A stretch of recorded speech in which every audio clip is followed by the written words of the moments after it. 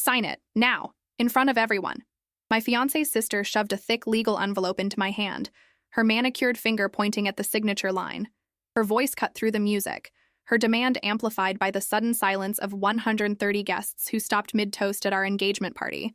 The ballroom, once glowing with laughter and champagne, now pulsed with awkward tension. My heart pounded. All eyes on me. Ashley stood in front of me like a prosecutor before a guilty defendant, and beside her, my fiancé, Derek Langston, stood frozen, silent. We all know you inherited that luxury apartment in Manhattan from your grandmother. Be a team player. Ashley sneered. Hand it over. You're going to be part of the Langston family, aren't you? I felt my cheeks flush, my jaw clench, my fingers tremble. I tried to steady myself. You want me to sign over my home right here? Tonight? Derek finally spoke, but his words shattered me. It would help us out, babe. Ashley's right. We deserve a fresh start. The betrayal cracked something inside me, but what came next hit harder. When I refused to sign, Ashley slapped me, hard. The echo of that slap silenced the room. I stumbled back. My earring fell. My dignity almost did too. But I didn't cry. I didn't scream. I didn't beg. I walked away, in silence. And outside, I dialed one number, the only number I needed. 30 minutes later, Judge Marcus Wynn walked into that same ballroom, holding documents that made the Langston family's smiles disappear and their knees buckle. But to understand how I ended up in that moment, how I, Camille Parker, a 32-year-old interior designer with no interest in wealth or status, found myself at the center of a Westport society scandal. We need to go back. Back to when my grandmother Eleanor's passing changed everything, and to when I first met the man I thought would love me more than my apartment. 2 years earlier, I stood in the doorway of my grandmother's Manhattan apartment, key in hand, still in disbelief. The lawyer's words echoed in my mind. She left everything to you, Camille. The apartment, the investments, everything. I had never expected this. Growing up in a modest home in upstate New York, with parents who valued experiences over possessions, wealth had never been my goal. I'd built my interior design business slowly, client by client, transforming spaces with creativity rather than expensive furnishings. And now I owned a 3-bedroom apartment overlooking Central Park. She always said you were the only one who truly saw her, the lawyer explained. Not her money, not her social connections, just Eleanor. I walked through the apartment, trailing my fingers along the bookshelves where my grandmother had taught me to love literature. The kitchen, where she'd shown me how to make her famous apple strudel. The window seat where we'd sit for hours, watching the seasons change over the park. This wasn't just real estate. This was my history. 3 months later, at an art gallery opening in Chelsea, I met Derek. Tall, with kind eyes and an easy smile, he listened intently as I explained the artist's technique. He asked thoughtful questions. He made me laugh. When he asked for my number, it felt right. Our first date lasted 6 hours, dinner extending to a walk along the Hudson, which extended to coffee at a late-night cafe. He told me about his family's manufacturing business in Connecticut, his dreams of launching his own tech startup, his love of sailing. I told him about my design work, my grandmother, my apartment. I'd love to see it someday, he said. The apartment? No, he smiled. Your grandmother's art collection. You described it so beautifully. 6 months later, Derek brought me to Westport to meet his family. The Langston estate sprawled across manicured acres, the colonial-style mansion gleaming white against perfectly trimmed hedges. His parents, Harold and Vivian, greeted me with rehearsed warmth. His sister, Ashley, with her sharp features and sharper tongue, sized me up immediately. So, you're the interior designer, she said over dinner. From upstate, right? Yes, though I live in the city now. In your grandmother's place, she nodded. Central Park West? I shifted uncomfortably. Yes. Must be nice, she smiled tightly, to just inherit something like that. Derek changed the subject. Quickly. But I caught the look that passed between Ashley and her father, a look I would come to recognize all too well. Over the next year, as Derek and I grew closer, the Langstons' interest in my apartment intensified. At first, it was casual mentions. Ashley wondering about the square footage, Harold asking about the building's board. Then came the helpful suggestions. You should really consider putting it in a family trust, Harold advised over cocktails. Those maintenance fees must be astronomical for one person, Vivian sighed. When you and Derek get married, you'll need a proper investment strategy, Ashley insisted. though Derek and I hadn't yet discussed marriage. I noticed other things too. How Derek's friends treated me differently after learning about my address. How conversations at Langston family gatherings often steered toward real estate values and inheritance taxes. How Derek sometimes referred to the apartment as our future home when speaking to his colleagues. Still, when Derek proposed on a sailboat in Long Island Sound, tears in his eyes as he promised to love me forever, I said yes. I believed in us. I believed in him. The Langstons immediately took over wedding planning. Vivian had spreadsheets, Ashley had vendor connections, and I had an increasing sense of unease, especially when the engagement announcement in the Westport Chronicle described me as granddaughter of the late Eleanor Parker, heiress to the Parker real estate holdings. I'm not an heiress, I told Derek that night. I'm just me. And it was just one apartment. They're proud of you, Derek insisted. They want everyone to know how special you are. I wanted to believe him. I needed to believe him. But then came the engagement party, and the legal document, and the slap that would change everything. The walk from the ballroom to the hotel lobby lasted an eternity. Each step echoed against marble floors as whispers rose behind me. My cheek burned, not just from Ashley's slap, but from humiliation that cut deeper than any physical blow. The doorman looked concerned as I passed. "Are you all right, miss?" I couldn't answer. Words wouldn't form. Instead, I stepped outside into the cool September air and pulled out my phone. Judge Marcus Wynn answered on the second ring. "Camille, it's rather late. I need you," I whispered, my voice finally breaking. "It's happening, just like you warned me." "Where are you?" His tone shifted immediately. "The Westport Grand Hotel, the Hamilton Ballroom. Stay where you are. 30 minutes. I sat on a stone bench, watching headlights blur through my tears. Judge Wynn had been my grandmother's closest friend for over 40 years. A respected federal judge now semi-retired, he had taken me under his wing after her passing, becoming a mentor and protector. 6 months ago, when I'd mentioned Derek's family's increasing interest in my apartment, he'd suggested we take precautions. "I've seen this before," he'd said gravely. "Old money families see new assets as something to absorb. Let's make sure you're protected." I hadn't wanted to believe him then. Now I was grateful for his foresight. 28. Minutes after my call, a black town car pulled up. Judge Wynn emerged, tall and distinguished in a tailored suit despite the late hour. His assistant, a young woman named Marissa, followed with a leather briefcase. "Tell me exactly what happened," he said, sitting beside me. I recounted everything: Ashley's demand, the document, Derek's betrayal, the slap. "Did you sign anything?" "No." "Good." He squeezed my hand. "Are you certain you want to proceed with what we discussed? There's no going back." I touched my cheek, still stinging from Ashley's hand. "Yes, I'm sure." He nodded solemnly. "Wait here." I watched through the hotel's glass doors as Judge Wynn and Marissa entered the ballroom. Part of me wanted to follow, to witness what would happen. Another part couldn't bear to see Derek's face again. Inside that ballroom, though I couldn't see it, Judge Wynn approached the stunned crowd with the authority of his position. Derek spotted him first, confusion spreading across his handsome features. "Who invited a judge?" I imagined someone whispering. Judge Wynn didn't wait for introductions. Standing at the center of the room, the same spot where I'd been humiliated minutes before, he began. "Good evening. I am Federal Judge Marcus Wynn. I'm here on behalf of Miss Camille Parker." The crowd murmured. Derek stepped forward. "Sir, I think there's been a misunderstanding. Camille is my fiancée, and we were just having a family discussion. A family discussion that involved demanding she sign over her property and physically assaulting her when she refused." Judge Wynn's voice carried across the ballroom. "Interesting definition of discussion, Mr. Langston." Ashley pushed past her brother. "This is a private event. You have no right." "On the contrary, I have every right." Judge Wynn motioned to Marissa, who opened the briefcase. "As executor of Eleanor Parker's estate and legal guardian of her granddaughter's interests, I am here to inform you of several legal matters." He removed a document and began reading. First, the Manhattan apartment in question was placed under a restricted trust 6 months ago, making it legally impossible to transfer without court approval. Any attempt to coerce Miss Parker into signing it away constitutes fraud. Gasps rippled through the crowd. Harold Langston stepped forward, his face reddening. "Now see here."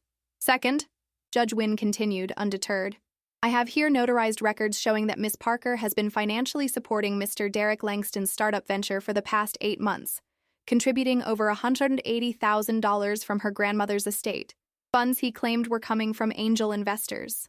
Derek paled. Camille knew about those loans. Loans? Judge Wynn raised an eyebrow. Interesting. The documentation you signed indicates investments, not loans, but we can certainly clarify that in court. Vivian Langston clutched her husband's arm. Harold, what is happening? Third, Judge Wynn continued, I have filed a formal dissolution of engagement on Miss Parker's behalf, effective immediately, along with a protective order preventing any Langston family member from approaching her residence or place of business. He paused, looking directly at Ashley. Fourth, regarding the physical assault that occurred this evening, Miss Parker has decided not to press charges at this time. That decision may change. The room had fallen completely silent. Then Judge Wynn delivered the final blow. And finally, I've been instructed to inform the management of this establishment that the $50,000 deposit for tonight's event, paid in full by Miss Parker, not the Langston family as they've claimed, is to be refunded immediately. The balance for tonight's expenses remains due, payable by whoever wishes to continue this celebration. He nodded to the hotel manager, who had appeared at his side with a dumbfounded expression. That will be all. Judge Wynn gathered his papers. Miss Parker has left the premises and wishes not to be contacted. Any attempts to do so will be handled through legal channels. As Judge Wynn turned to leave, Derek broke through his family's restraining hands and rushed forward. Wait, I need to speak to Camille. This is all a misunderstanding. Judge Wynn stopped. Mr. Langston, I've known Camille since she was born. I watched her grow into the remarkable woman she is today. Her grandmother entrusted me with protecting her, not just her assets. Do you really think I would allow you anywhere near her after tonight? Derek's face crumpled. I love her. No, Mr. Langston. You loved what she could give you. There's a difference. Outside, I heard the ballroom doors open. Judge Wynn emerged, his expression softening when he saw me. It's done, he said simply. How did they react? As expected. Denial, then panic, then attempts to negotiate. He helped me stand. Are you ready to leave? I glanced back at the hotel, at the life I'd thought I wanted, the future I'd planned, the man I'd believed in. Yes, I said firmly. I'm ready. In the car, as we pulled away from the Westport Grand, I finally allowed myself to cry. Not for, Derek, not for the wedding that would never happen, but for the woman I'd been just hours before, the woman who still believed in fairy tales. Judge Wynn passed me a handkerchief. Your grandmother would be proud of you tonight, Camille. She always said you had her spine. I managed to smile through my tears. I wish she were here. She is, he said softly, in the strength you showed tonight. As Westport disappeared behind us, I felt something unexpected beneath the pain and humiliation, a flicker of relief, of freedom, of possibility. I had lost a fiancé tonight, but I had found myself. The Manhattan skyline glowed through my apartment windows as I sat wrapped in a blanket the next morning. Judge Wynn had insisted I stay at his guest house for the night, but I needed to be home, surrounded by my grandmother's books, her art, her essence. I needed to remember who I was before Derek Langston. My phone had 37 missed calls, 18 from Derek, 9 from Ashley, the rest from Vivian, Harold, and unknown numbers I suspected were Langston family friends. I'd silenced it after the third call, unable to hear Derek's voice without feeling my cheek sting all over again. The doorman called up. Around 9. Miss Parker, there's a Mr. Langston insisting on seeing you. Should I send him away? Yes, please, I said, grateful for the building's strict security protocols, another of my grandmother's parting gifts. And Miss Parker? There's been deliveries? By noon, my living room overflowed with apology bouquets. Roses from Derek, orchids from Vivian, exotic arrangements from Harold. Each card more desperate than the last. Derek's final note read simply, "Please call me. I can explain everything." But what was there to explain? That his family had been planning this from the beginning? That our entire relationship had been built around my apartment? That when push came to shove, literally, he had stood silent while his sister assaulted me? I gathered every flower, every card, every gift, and asked the building staff to donate them to a nearby hospital. Then I took a long, hot shower, letting the water wash away tears I hadn't realized I was still shedding. My phone pinged with a text from Emma, my best friend since college. Just saw Westport's golden boy outside your building. Want me to come over with wine and a baseball bat? I smiled for the first time in 24 hours. Just the wine. An hour later, Emma arrived with not just wine, but Chinese takeout, ice cream, and a fierce protective energy that filled my quiet apartment. Start from the beginning, she said, pouring generous glasses of Cabernet. And don't leave out a single detail. I told her everything: the engagement party, Ashley's demand, the slap, Judge Wynn's intervention. Emma's expression shifted from shock to rage to vindication. I knew it, she said, stabbing her chopsticks into the lo mein. I knew there was something off about that family. Remember when Ashley accidentally spilled red wine on your white dress at that charity gala? And when Harold kept joking about how the apartment would make a perfect Langston family pied-à-terre? And when Vivian asked if your grandmother had, properly insured her art collection? We laughed, then fell silent, the weight of what had happened settling between us. What hurts most, I finally said, is that I really loved him, Em. I thought he loved me. Emma squeezed my hand. He didn't deserve you. None of them did. But what if— No, Emma cut me off. No what-ifs. You know what Judge Wynn revealed last night? Derek was using your money for his startup while his family was plotting to take your home. That's not love, Cam. That's a con. I nodded slowly. She was right, but the truth still pierced like broken glass. So what now? Emma asked. I don't know, I admitted. Cancel the wedding, obviously. Return the gifts. Tell everyone. My voice trailed off. Tell everyone the truth, Emma said firmly. The Langstons don't get to control the narrative. Not anymore. My phone buzzed with a text from an unknown number. Camille, it's Tom Larson from the Westport Chronicle. I'd like to get your side of what happened at the engagement party last night. Numerous witnesses described a dramatic scene. Please call me at your convenience. I showed Emma the message. It's already out there. Of course it is. You can't slap someone in front of half of Westport society and expect it to stay quiet. She considered the text. You should talk to him. And say what? That my fiancé's family tried to steal my apartment? Exactly that. Own your story, Cam. Before I could respond, another text came through, this time from Judge Wynn. Camille, Derek's legal team has reached out. He's disputing the startup funds. Says they were gifts, not investments. Call me. My stomach clenched. Of course Derek would fight back. The Langstons never lost, not in business, not in society, not in anything. He's going to try to take me to court, I whispered. Emma straightened. Then let him. You have Judge Wynn. You have the documentation. You have the truth. And a room full of witnesses who saw his sister slap me, I added, touching my cheek. The bruise had faded to a dull yellow, but the memory remained vivid. Exactly.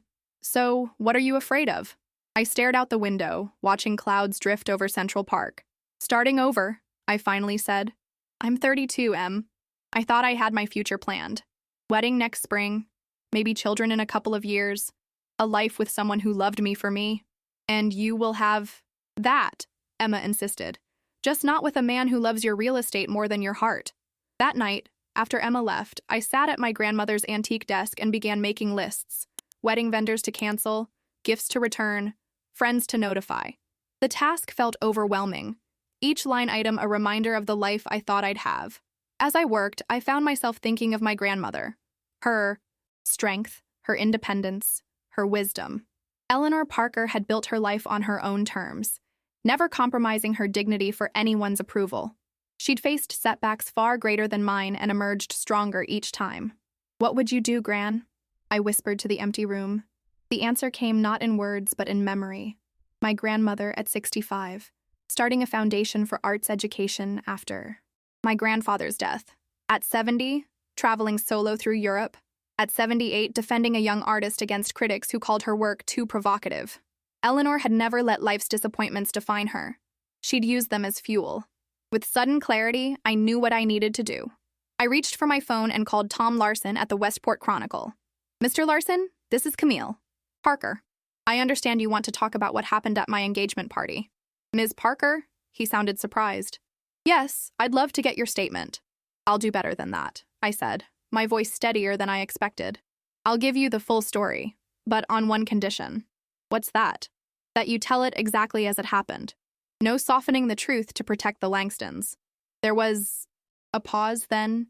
Ms. Parker, The Langstons are very influential in Westport. So am I, Mr. Larson. So am I. After arranging to meet Tom the following day, I made one more call to my assistant, Julie. Cancel all my appointments for the next week, I told her, and then book me a ticket to Paris. Paris? She echoed. But what about the Henderson project and the meeting with... It can all wait, I said, feeling lighter than I had in months. I need some time. That night, I slept peacefully for the first time since the engagement party. No nightmares of Ashley's slap. No dreams of Derek's betrayal. Just quiet, restorative sleep. In the morning, I would begin telling my story. And then I would go to Paris. Not to escape, but to remember who I was when I wasn't defined by someone else's expectations. To reconnect with the woman my grandmother had raised me to be. The woman who didn't need a Langston to complete her. The Westport Chronicle building stood just off Main Street, its red brick facade and green awnings an anachronism among sleeker storefronts. Inside, Tom Larson's office was equally old-fashioned. Wooden desks stacked with papers, walls lined with framed front pages, AI manual typewriter displayed like a museum piece. Tom himself, mid-50s, salt and pepper hair, horn-rimmed glasses, rose as I entered. Ms. Parker, thank you for coming. Can I get you coffee? No, thank you. I settled into a visitor's chair, smoothing my navy dress. I'd dressed carefully for this meeting. Professional, understated, nothing that would reinforce the Manhattan heiress narrative the Langstons had created. Tom positioned his recorder between us. Do you mind if I record our conversation? For accuracy. Not at all. I want accuracy. Before we begin, I should tell you that I've already spoken to Harold Langston. Tom's expression revealed nothing. He characterized the events at your engagement party as a family misunderstanding blown out of proportion. I wasn't surprised. And the slap? How did he characterize that? Tom shifted uncomfortably. He suggested it was theatrical. Theatrical, I repeated flatly. As in planned, staged? More or less. Is that what your other sources say? The 100+ guests who witnessed it? Tom hesitated. Some support the Langston version. Others described a different scene. I leaned forward. Mr. Larson, let me ask you something. How long have you been covering Westport society? Nearly 20 years. Then you know the Langstons well. He nodded cautiously. I've covered their charity events, business ventures, social appearances. And in those 20 years, have you ever published anything critical about them? Tom removed his glasses, polishing them slowly with his tie. The Langstons are significant advertisers in our paper. That's not what I asked. He replaced his glasses, meeting my gaze directly. No, I have not. Well, today that changes. I reached into my bag and removed a folder. These are bank statements showing transfers from my account to Derek Langston's startup Horizon Tech, nearly $200,000 over 8 months. Tom's eyebrows rose as he examined the documents. This, I continued, pulling out another paper, is the agreement Derek signed, clearly stating these were investments, not gifts, with specific terms for repayment. Ms. Parker, and this, I placed a final document on the desk, is a statement from Judge Marcus Wynn, former federal judge and executor of my grandmother's estate, detailing the Langstons' systematic attempts to gain control of my Manhattan apartment, culminating in Ashley Langston's demand that I sign over the deed at our engagement party. Tom stared at the papers, then back at me. This is substantial. It's the truth, Mr. Larson. The truth the Langstons have been hiding behind their charity galas and sailing trophies. He picked up Judge Wynn's statement. The Langstons will dispute this. They'll claim you're bitter about a broken engagement. Let them. I have documentation, witnesses, and the law on my side. I straightened my shoulders. And I have nothing to lose anymore. Tom studied me for a long moment. Why come to me? Why not just walk away? You could return to Manhattan, never see the Langstons again, because they shouldn't get to decide who I am. My voice remained steady despite the emotion rising in my throat. They turned me into a caricature, the naive heiress they could manipulate for her property. That's not my story. And what is your story, Ms. Parker? I considered the question carefully. My story is about a woman who believed in love, who trusted too easily, and who discovered her own strength when that trust was broken. It's about learning that some people will value what you have more than who you are, and it's about choosing dignity over revenge. Tom nodded slowly, respect dawning in his eyes. That's a story worth telling. For the next 2 hours, I shared everything, from meeting Derek to the engagement party slap, to Judge Wynn's intervention. Tom took detailed notes, occasionally stopping me to clarify a point or request additional documentation. As our interview concluded, Tom asked, "What do you hope comes from this article, Ms. Parker? What's your desired outcome?" The question caught me off guard. I hadn't thought beyond telling my truth. I don't want to destroy the Langstons if that's what you're asking. I just want people to know what happened. And Derek? What do you want for him? An image of Derek flashed in my mind, his gentle smile when we first met, his excitement when describing his startup dreams, his silence as his sister slapped me.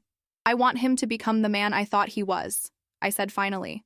The man who values character over convenience, who stands up for what's right even when it's difficult. But that's his journey, not mine. As I prepared to leave, Tom asked one final question. The Langstons will respond to this article, Ms. Parker. They'll try to discredit you. Are you prepared for that? I smiled, feeling a strange calm settle over me. Mr. Larson, I survived having my heart broken and my face slapped in front of Westport's elite. I think I can handle a few angry quotes in your newspaper.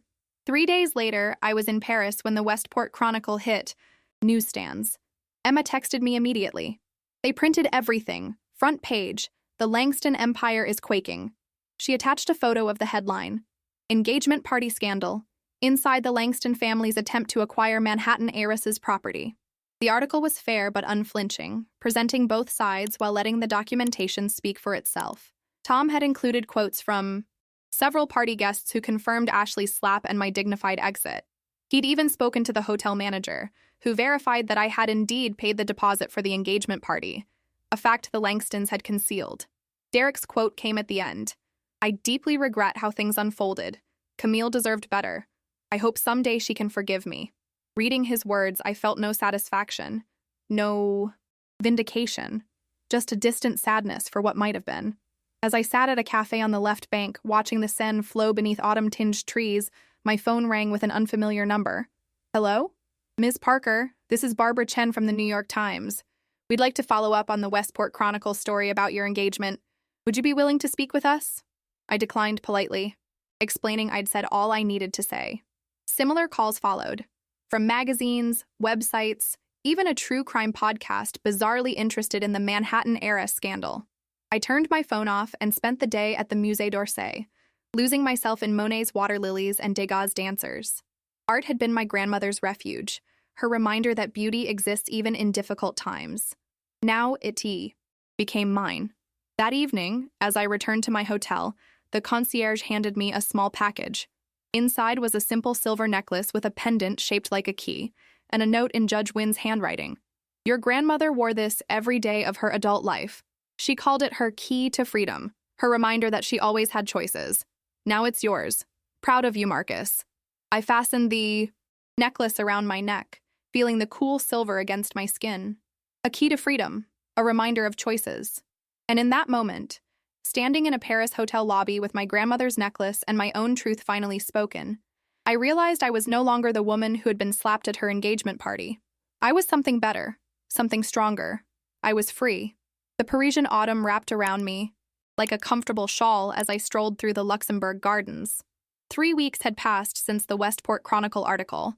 3 weeks of quiet mornings in cafes, afternoons in museums, and evenings writing in my journal, reconnecting with myself, healing. My phone buzzed with a text from Julie. Henderson project contract signed. Beachfront renovation in Malibu still interested.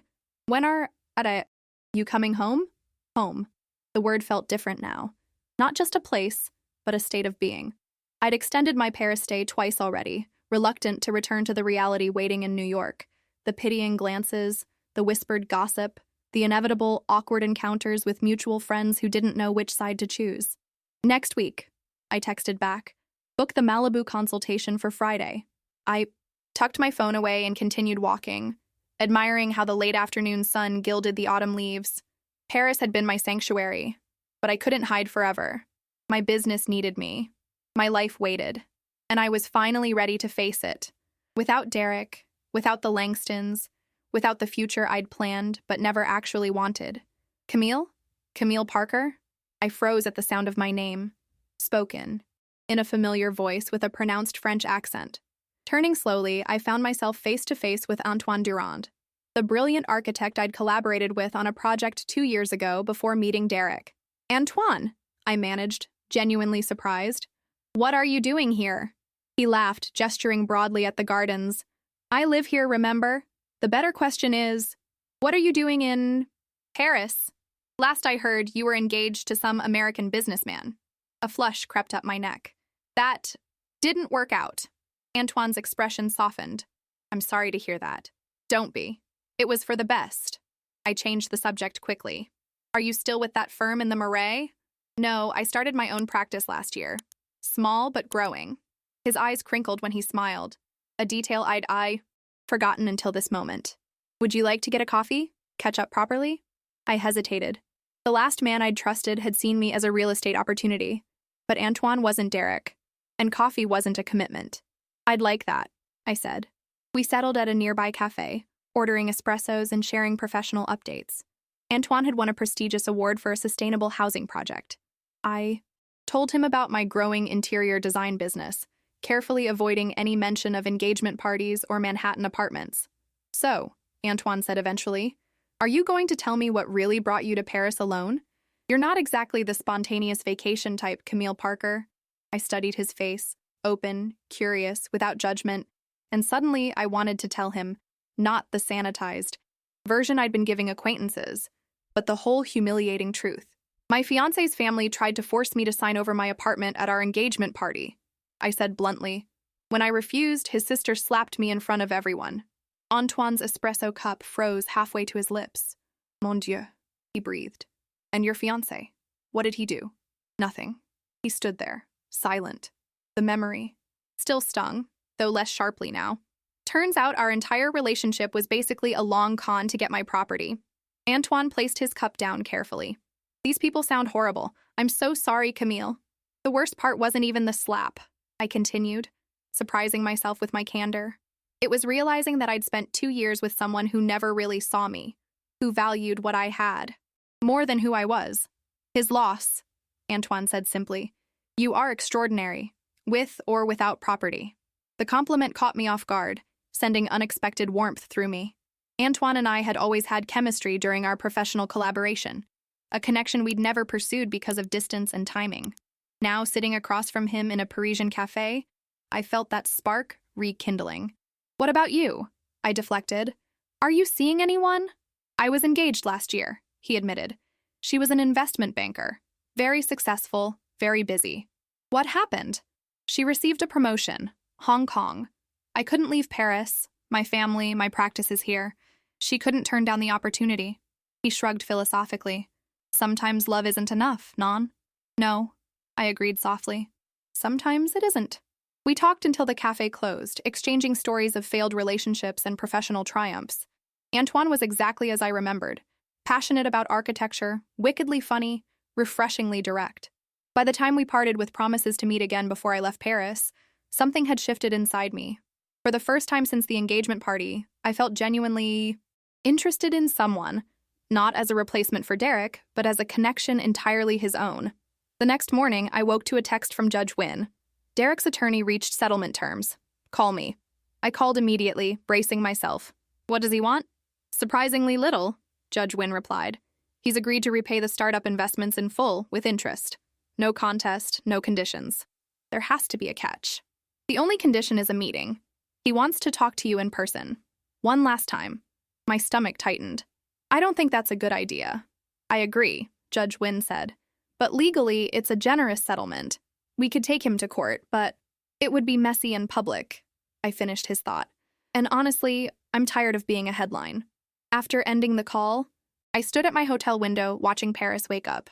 Part of me wanted to agree to Derek's meeting, to hear whatever explanation or apology he'd crafted.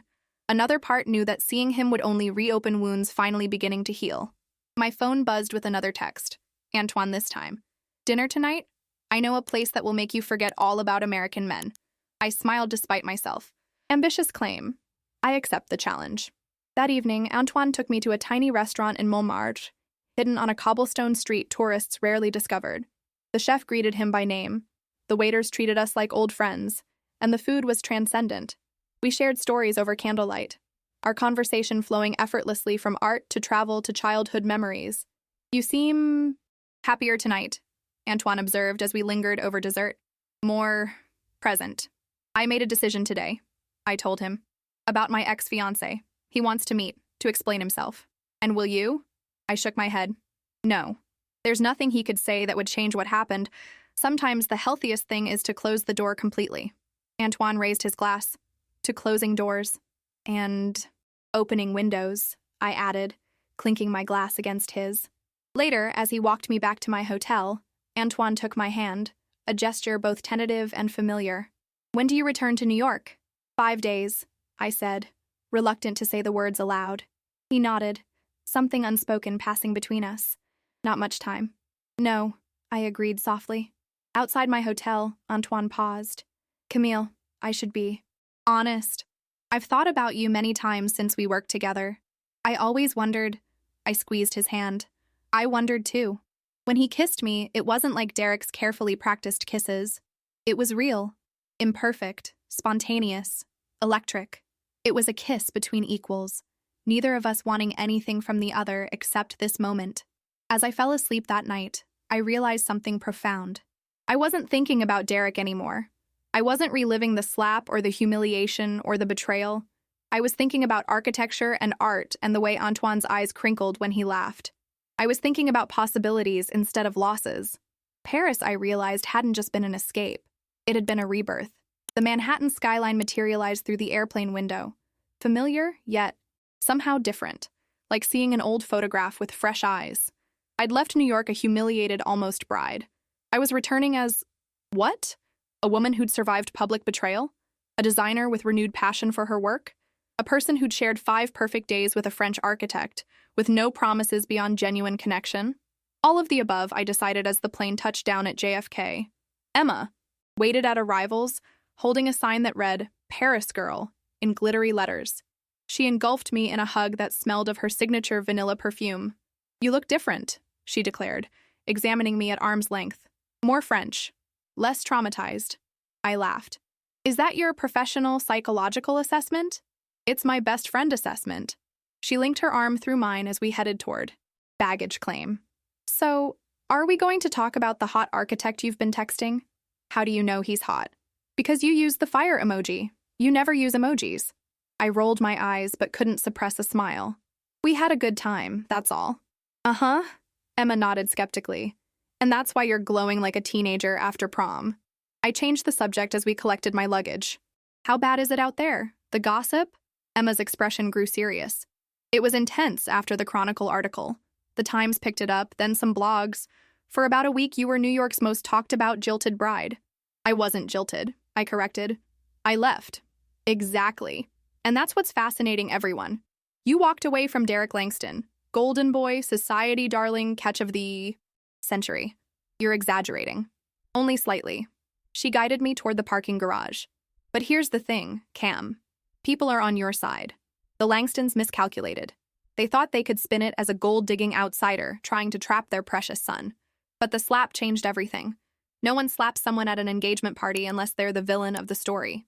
In Emma's car, heading toward Manhattan, I absorbed this information. And Derek? Have you heard anything? He's keeping a low profile. Rumor has it his startup investors pulled out after the scandal. And Ashley? Emma's eyes gleamed with satisfaction. Ashley's real estate firm lost 3 major clients.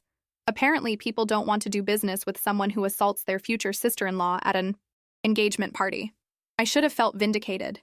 Instead, I felt oddly hollow. I didn't want to ruin their lives, Em. You didn't, she said firmly. They did that themselves. You just refused to let them ruin yours. My apartment looked exactly as I'd left it, yet felt different. Cleaner, lighter somehow. I'd asked my housekeeper to remove anything Derek had left behind, any photos, any gifts, from the Langstons. The space was purely mine again. Emma helped me unpack, asking questions about Paris, about Antoine, about my plans moving forward. I answered honestly. Paris was healing. Antoine was wonderful, but lived an ocean away. And my plans involved throwing myself back into work. Speaking of which, I said, pulling out my laptop, I have a consultation in Malibu on Friday. The client wants to renovate a beachfront property. Complete overhaul. Sky's the limit budget-wise. Running away again? Emma raised an eyebrow. Working, I corrected. Doing what I love, what I'm good at. Emma sat on the edge of my bed. Just promise me one thing. Don't hide in your work because it's safer than facing what happened. I faced it in Paris, I insisted. I processed it. I'm moving on. Good, she nodded. Because there's a charity gala at the Metropolitan Museum next month, and we're going. My stomach dropped. The Langstons will definitely be there. Exactly. Her expression was determined. You can't avoid them forever, Cam. Better to face them on your terms, looking fabulous, with your head held high. Part of me knew she was right. Another part wanted to book a one-way ticket back to Paris. I'll think about it, I promised. After Emma left, I wandered my apartment, reacquainting myself with its spaces. My grandmother's art collection, her antique writing desk, the window seat where we'd spent countless hours talking. This apartment wasn't just valuable real estate. It was the physical embodiment of our relationship, her legacy to me. The thought of Derek and the Langstons treating it as a commodity, as something to be acquired and liquidated, made my blood boil all over again. My phone rang, an unknown number with a Westport area code. I hesitated before answering. Camille Parker speaking. Camille? Derek's voice sent an unexpected chill through me. Please don't hang up. I remained silent, my heart pounding. I know you refused to meet, and I respect that, he continued. But I need you to know how sorry I am. What happened at the engagement party? Ashley's behavior, my silence, it was unforgivable. Yes, I agreed quietly. It was. I've ended things with my family, he said, his voice breaking slightly. Professionally, personally. I've moved out of Westport, started over in Boston. Why are you telling me this, Derek? Because I need you to know that what we had was real for me, too. Yes, my family had ulterior motives. Yes, I let them manipulate me. But my feelings for you were genuine. I closed my eyes, remembering Judge Wynn's revelations about the startup funds. Was anything about you real? Or was it all a performance? My love for you was real, he insisted. Everything else? I got lost, Camille. Between my family's expectations and my own ambitions, I lost sight of what actually mattered. A month ago, these words might have moved me. Now they felt like echoes from a different life. I hope you find what you're looking for, Derek, I said, surprised by the genuine compassion in my voice. But it's not going to be with me. After hanging up, I expected to feel angry or sad. Instead, I felt peaceful. Derek's call hadn't reopened old wounds. It had confirmed they were healing. My doorman called up. Ms. Parker, there's a package for you. Downstairs, I found a large, flat parcel leaning against the reception desk. The customs label showed it had been shipped from Paris.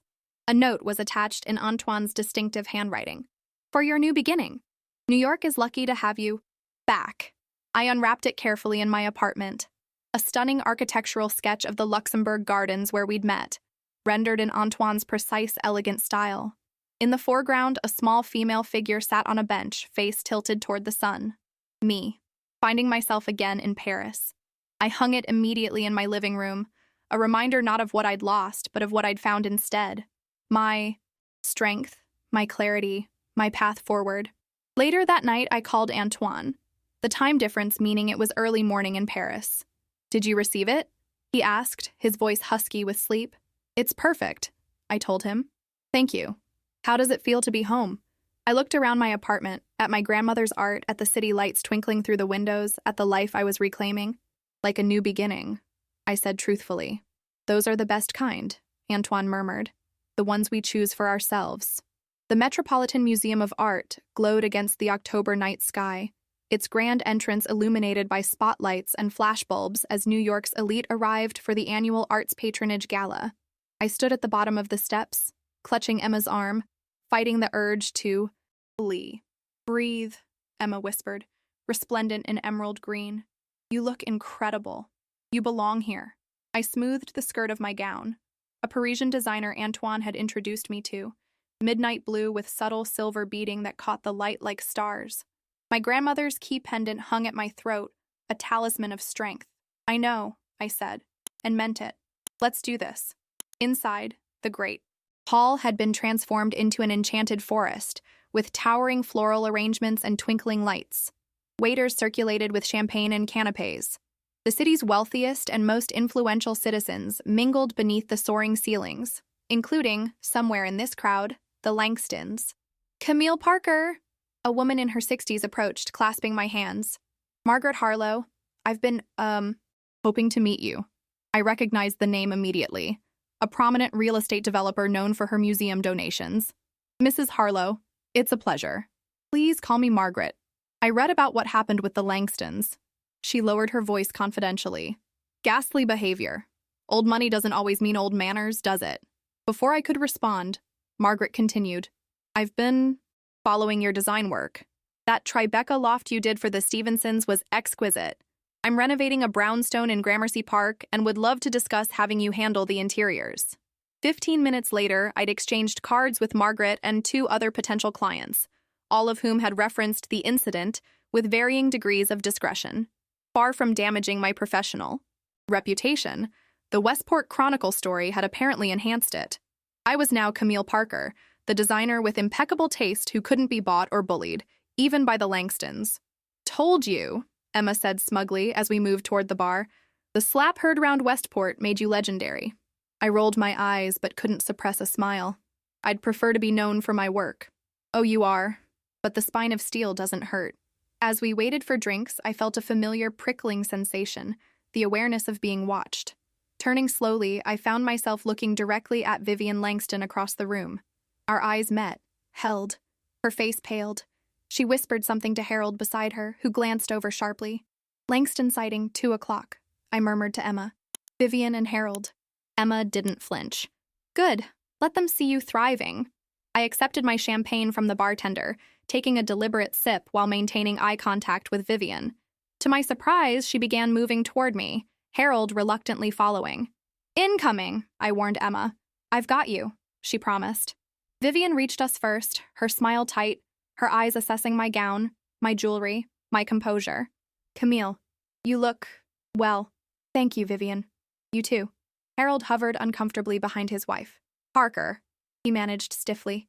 An awkward silence stretched between us. I could feel nearby conversations faltering as people noticed our encounter. We were surprised to see you here, Vivian finally said. Given the unpleasantness? Why? I asked calmly. I've attended this gala for years. My grandmother was a founding patron. Vivian flinched at the mention of Eleanor. Yes, well, we thought perhaps you might find it uncomfortable. Not at all, I smiled serenely. I'm exactly where I belong. Harold cleared his throat. How is your apartment? Still enjoying the view? The thinly veiled bitterness in his question confirmed what I'd long suspected. The Langstons' finances weren't as solid as they pretended. They had genuinely needed my property, perhaps desperately. The apartment is wonderful, thank you for asking. I've just finished renovating my grandmother's study. I took another sip of champagne. How is Ashley? I don't see her tonight. Vivian's expression tightened further. Ashley is in London, indefinitely. The publicity from your article made her position in Westport untenable. That's unfortunate, I said neutrally, though I don't recall slapping her in front of 100 people. Harold's face flushed crimson. Now listen here. Camille, a deep voice interrupted as Judge Wynne appeared at my side, resplendent in a tuxedo. I believe we're seated at the same table for dinner. Relief flooded through me at his perfectly timed intervention. Judge Wynne, how lovely to see you. I introduced him to the Langstons, watching their expressions shift from hostility to careful neutrality. Nobody in New York's social circles crossed Marcus Wynne. His influence was too widespread, his integrity too respected. Mr. and Mrs. Langston, he acknowledged coolly. I trust your son is well? Harold stiffened. Derek is fine, building his own life now. As we all must, Judge Wynne agreed, offering me his arm. Shall we find our table, Camille? I believe dinner is about to be served. As we moved away, Emma trailing behind us, I heard Vivian's strained voice. Lovely to see you, Camille. Do give our best to your architect friend. I froze mid-step, turning back slowly. My what? Vivian's smile was brittle. The Frenchman you've been seeing. Antoine something? Westport is small, dear. People talk. The implication was clear. They were still monitoring me, still gathering information, still trying to maintain some control over the narrative. Instead of anger, I felt a wave of pity. The Langstons would never truly understand what they'd lost when they chose my property over my loyalty. They would always be people who valued acquisitions over connections. Appearances over substance. His name is Antoine Durand, I said clearly. And yes, I'll give him your best when he arrives next week for his exhibition at the Architectural League. Perhaps you'll read about it in the Times. Without waiting for a response, I turned and continued toward our table, Judge Wynn's arm solid beneath my hand. Well played, he murmured. I learned from the best, I replied, squeezing his arm gratefully. During dinner, seated between Judge Wynn and the museum's director, I found myself genuinely enjoying the evening. The conversation was stimulating, the company respectful, the food exceptional. Occasionally, I caught glimpses of the Langstons at their table across the room, their smiles strained, their laughter forced. Later, as the orchestra began, playing and couples moved to the dance floor, Judge Wynn offered his hand. May I have this dance? Your grandmother and I used to waltz at these events. She'd want you to enjoy yourself tonight. As we moved across the floor, I caught sight of my reflection in one of the hall's enormous mirrors, head high, back straight, moving with confidence despite everything that had happened. I looked like my grandmother. I looked like myself. You know, Judge Wynn said thoughtfully. Eleanor always said you were stronger than you realized. I think tonight proves she was right. I smiled, feeling the weight of the past months finally lifting. She usually was. 6 months after the Met Gala, I stood in my apartment, making final adjustments to the living room display. Antoine was arriving in 3 hours for a 2-week stay, and everything needed to be perfect. Not because I was trying to impress him, but because this space now truly reflected me. My aesthetic, my journey, my life reclaimed. The apartment had undergone a subtle transformation since that fateful engagement party. I'd kept the bones, my grandmother's antiques, her art collection, her books, but refreshed the space with elements that spoke to my evolution. The walls were now a warmer white. New textiles and rich blues and greens added depth. Antoine's sketch of the Luxembourg Gardens held pride of place above the fireplace. My phone buzzed with a text from Emma. Champagne chilling. Flowers delivered. Stop obsessing and take a shower, woman. I laughed, texting back, how did you know I was rearranging pillows? Because I know you. Now go get beautiful for your hot Frenchman. Antoine and I had navigated the past months carefully, neither rushing nor defining whatever was growing between us. Weekly video calls, daily texts, his work bringing him to New York occasionally, my Malibu project taking me to Paris for consultations with European suppliers. We were building something authentic, based on mutual respect and genuine affection, something entirely different from what I'd had with Derek. Derek. His name no longer triggered pain or regret. According to industry news, his startup had eventually secured new funding and was showing promise. Good for him. I meant that sincerely. The doorbell rang, my afternoon appointment arriving early. I opened the door to find Tom Larson from the Westport Chronicle, notebook in hand. Right on time, I smiled, ushering him in. Coffee? Please. He followed me to the kitchen, taking in the apartment with journalistic curiosity. Beautiful space. I see why the Langstons wanted it. I laughed despite myself. Direct as always, Tom. Occupational hazard, he admitted, accepting the coffee I offered. Thank you for agreeing to this follow-up piece. Where Are They Now stories are popular with our readers. We settled in the living room for our interview. Tom's questions were thoughtful, covering my expanding design business, 3 new major clients after the Met Gala, my recent feature in Architectural Digest, and my upcoming collaboration with Antoine on a boutique hotel restoration in Provence. You know what readers really want to know? Tom said eventually. Any contact with the Langstons since the gala? I shook my head. None, and that's perfectly fine with me. And Derek? He sent a letter about 2 months ago. Very sincere, very apologetic. I appreciated it, but didn't respond. Some chapters are better left closed. Tom nodded, making notes. The Langstons haven't fared as well as you have. Harold's manufacturing business lost several government contracts. Vivian was asked to step down from 2 charity boards. Ashley's real estate firm is struggling. I take no pleasure in their difficulties, I said honestly. Even after what they did to you? I considered the question carefully. What they did was wrong, but I don't need their failure to validate my worth. My grandmother taught me better than that. Tom studied me with newfound respect. That's remarkably gracious. Not gracious, I corrected. Freeing. Holding on to anger would keep me tethered to them forever. I prefer to focus on building my own happiness. After Tom left, promising to send a draft before publication, I returned to preparing for Antoine's arrival. The past 6 months had taught me valuable lessons about self-worth, about trusting my instincts, about building a life aligned with my values, rather than someone else's expectations. I'd expanded my design business, hiring 2 associates to handle increasing demand. I joined the board of my grandmother's arts foundation, continuing her legacy of supporting emerging artists. I'd even begun teaching a guest seminar at Parsons School of Design on narrative-driven interior spaces, helping students understand how homes tell our stories. My doorman called up. "Ms. Parker, Judge Wynn is here to see you." Minutes later, Judge Wynn entered carrying a small, wrapped package. "I hope I'm not interrupting your preparations." "Never," I assured him, taking his coat. "Antoine's flight doesn't land until 7. Things are progressing well between you two?" I smiled. "They are. Slowly, naturally. We're not rushing." "Smart woman." He handed me the package. "I found this while organizing Eleanor's papers. I thought you should have it today." Inside was a small leather-bound journal, my grandmother's distinctive handwriting filling the pages. The inscription read, "Thoughts on Love and Property, Eleanor Parker, 1975.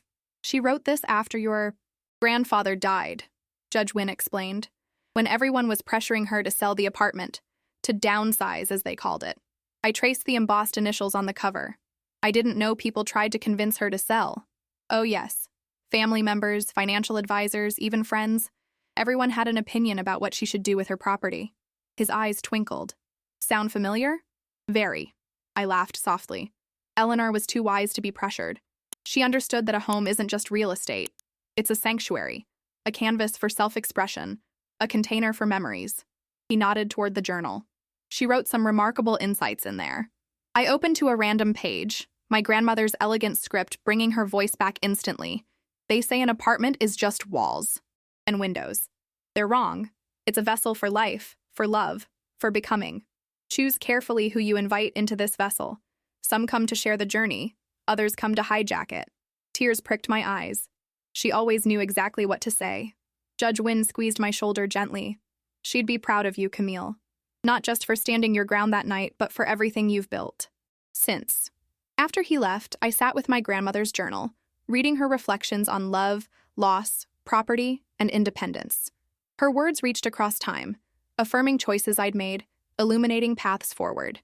Hours later, as the sun began to set over Central Park, I placed the journal on my bedside table and went to prepare for Antoine's arrival. I chose a simple blue dress, my grandmother's, key pendant, minimal makeup. No pretense, no performance, just me, as I truly was. My phone chimed with a text from Antoine. "Landed. Can't wait to see you." I smiled, feeling a quiet certainty settle over me. Whatever happened with Antoine, whether our relationship blossomed into something lasting or eventually ran its course, it would be authentic, equal, honest. The sun's final rays streamed through my living room windows, illuminating the space my grandmother had loved, the home that had almost been taken from me, the sanctuary I had defended. But what filled me with gratitude wasn't the valuable real estate or priceless art. It was the knowledge that I had found my voice, my boundaries, my worth, standing at those same windows where my grandmother had once stood, watching the lights of Manhattan begin to twinkle against the gathering dusk. I realized the most important truth of all. Some inheritances aren't measured in square footage or dollar signs, but in the courage to protect what matters, the wisdom to recognize true value, and the strength to walk away from anything that diminishes your spirit. That was my grandmother's true legacy, and no one could ever take it from me.